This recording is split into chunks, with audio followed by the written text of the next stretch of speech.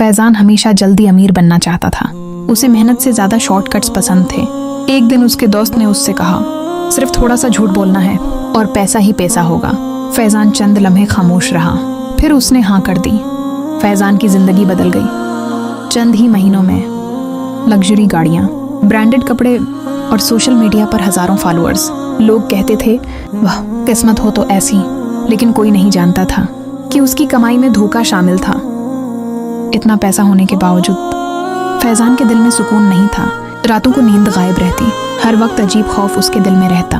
फिर एक दिन सब कुछ बदल गया। फैजान का कारोबार पकड़ा गया और जो लोग कल तक तारीफ करते थे आज वही उस पर हंस रहे थे।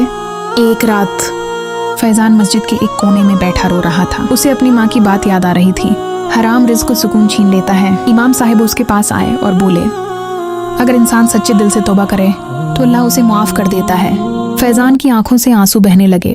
उस दिन के बाद फैजान ने हलाल रास्ता अख्तियार कर लिया, क्योंकि उसे समझ आ गया था कि असल दौलत पैसा नहीं बल्कि अल्लाह की रज़ा है।